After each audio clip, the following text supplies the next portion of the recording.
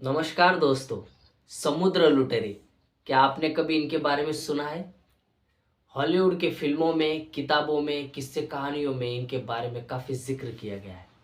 Hollywood की एक मशहूर फिल्म है पायरेट्स ऑफ कैरिबियन, जिसका एक मशहूर कैरेक्टर है जैक स्पैरो।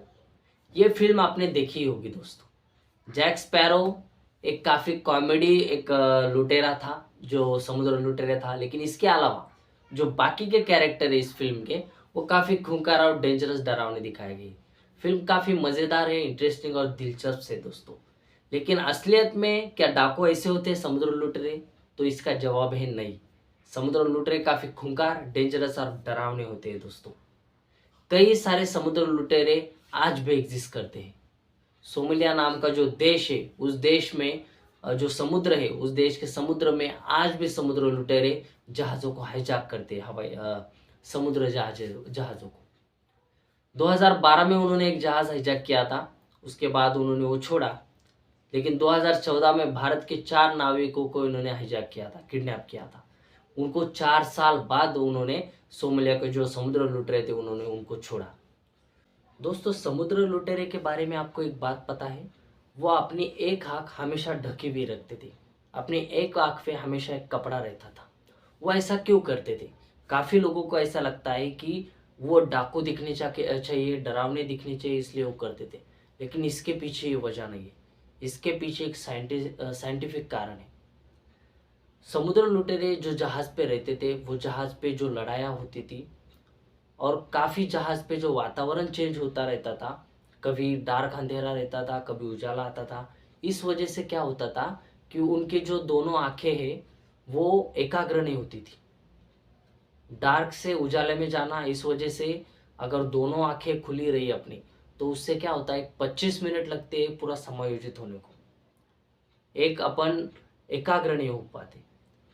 अगर इसमें हमारी एक आंख अगर बंद रही, तो इससे क्या होता है, जो वातावरण चेंज होता है, जो डार्क अंधेरे में से हम उजाले में जाते हैं, उजाले से अंधेरे में जाते हैं, तो इससे हमारे आंखों पर जो फर्क नहीं पड़ता इससे।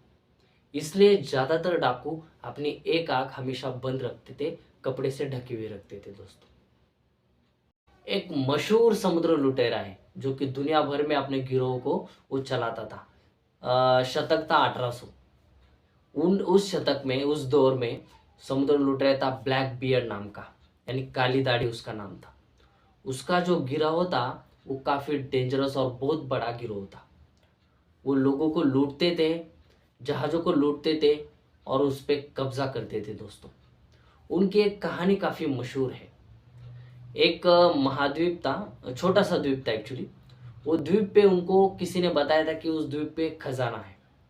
वो खजाने की खोज में उस द्वीप पे चले गए। समुद्र के अंदर ही वो द्वीप था। काफ़ी दिनों के बाद, भटकने के बाद वो द्वीप के पास गए, और द्वीप पे जब वहाँ गए तो उनको एक दिखाई दिया कि उस द्वीप पे एक आदिवासी जमात रक्षा करती थी। वो आदिवासी जमात पे काफ़ी दिनों से उनके साथ उन्होंने युद्ध किया, और उस युद्ध में ब्लैक बियर्ड और उनके गिरोह ने जीत हासिल की। लेकिन जब वो खजाने के पास पहुंचे, तो उस खजाने के बारे में उनके गिरोह का एक बूढ़ा समुद्र लूट रहा था, उसने कहा कि ये खजाना शापित है, इसको अगर तुमने हाथ लगाया तो पूरा गिरोह खत्म हो जाएगा। असली खजाना वही है जो तुम्हारे साथ तुम्हारे साथी है। ब्लैक बियर्ड यानी काली दाढ़ी को भी ये बात समझ में आई, और उन्होंने वो खजाना उस द्वीप पे ही छोड़ा और अपने अगले मोर्चे पे चले गए। इस तरह के काफ़ी समुद्र लुटेरे अपनी बात को, अपनी जो साथी थे उनकी बात को भी मानते थे दोस्तों। जो ज्येष्ठ साथी थे, जो बूढ़े साथी थे, उनके बात को भी ये मानते थे। दरअसल दोस्तों, ब्लैक बियर्ड के साथ साथ जॉन टेलर एक बहुत अमीर समुद्र लुटेरा कहा जाता है। एडवर्ड इंग्लैंड, ये भी एक समुद्र लुटेरा था। दुनिया भर में काफ़ी समुद्र लुटेरे हुए, और आज भी वो एग्जिस्ट करते हैं दोस्तों। कई हमारे जो न्यूज़ आती है कि समुद्र लुटेरे ने हवाई जहाज, सॉरी, जो जहाज है समुद्र की, वो हाईजैक की, अभी भी न्यूज़ आती है। तो समुद्र लुटेरे की जो कहानी है दोस्तों, ये कहानी सालों से चलती आ रही है, और आज भी ये चलती जा रही है। आपको इसके बारे में क्या लगता है? समुद्र लुटेरे के बारे में आपको रुचि है क्या?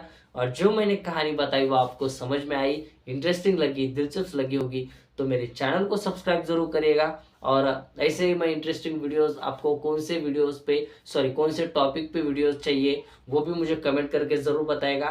मिलते हैं किसी नई अगली अच्छी वीडियो में, तब तक के लिए धन्यवाद। जय हिंद।